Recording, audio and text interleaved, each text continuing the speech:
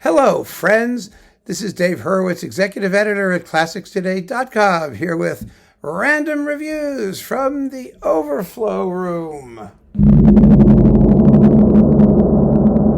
And today we have, an interesting assortment of characters in the letter H, beginning with Vladimir Horowitz, who refuses to spell Horowitz the way it should be spelled.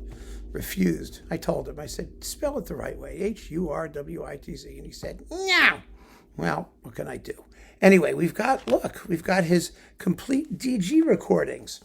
I don't know, I have like 20 of these sitting around. I have 6 discs. His last recordings. And they're mostly beautiful. They really are. I mean, surprisingly nice and good and well done. The first one has got, Bach, Mozart, Chopin, Schubert, Liszt, Schumann, Rachmaninoff, Scriabin, more Chopin, and Moskowski.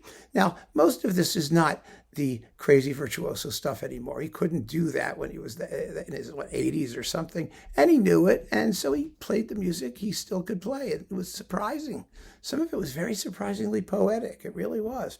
But we do have on CD2 Schumann Kreisleriana, a couple Scarlatti sonatas, more Liszt, his impromptu in F-sharp major, the Valse oubliée No. 1, more Scriabin, Schubert, and the Schubert Tausig March Militaire No. 1, which was a Horowitz specialty. It sounds marvelous. Then disc 3 has got more Scarlatti, a Mozart sonata, Rachmaninoff preludes, Scriabin etudes, Liszt Schubert's Valse Caprice No. 6, the Liszt Sonata 104, the Petrarch Sonata, Chopin Mazurkas, Schumann's Traumerei, Moskowski Etincelle, and a Rachmaninoff Polka de W.R.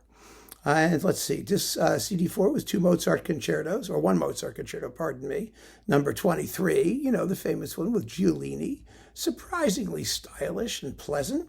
The Sonata Kerschel 333, and then CD5 has got more Mozart, a Sonata, the Adagio Kerschel 540, the Rondo Kerschel 485, Schubert's Moment Musical D780 No. 3. That tells you a lot, doesn't it? Liszt Schubert's Stenchen and the Valse Caprices Numbers 6 and 7.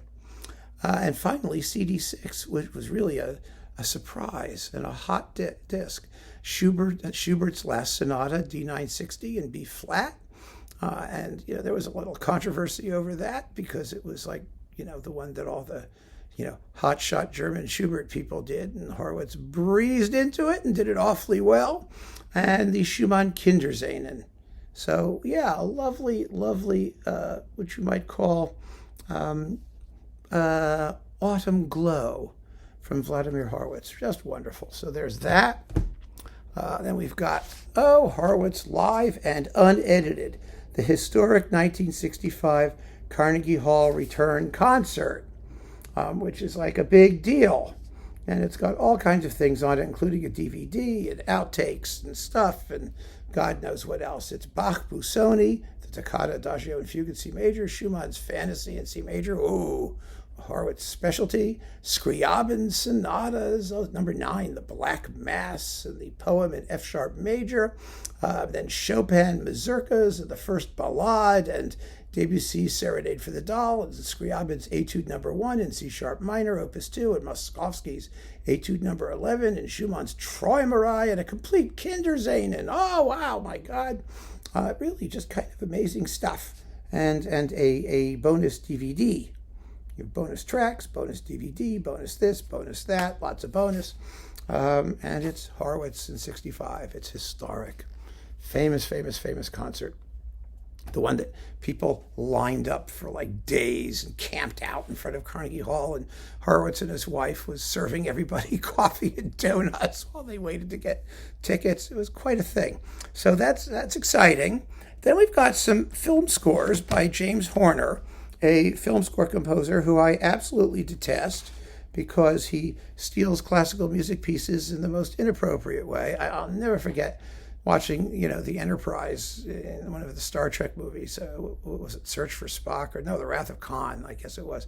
The Enterprise get destroyed to the end of Prokofiev's Romeo and Juliet and whatnot. I just always thought he was kind of second-rate and questionable taste. But, That's me. But these are three scores or three scores that I thought were pretty good. So I hung on to them. We've got The Perfect Storm, even though it has John Cougar Mellencamp's Yours Forever. That's supposed to be a draw. But there's that one. Then we've got Legends of the Fall, which has its moments, actually.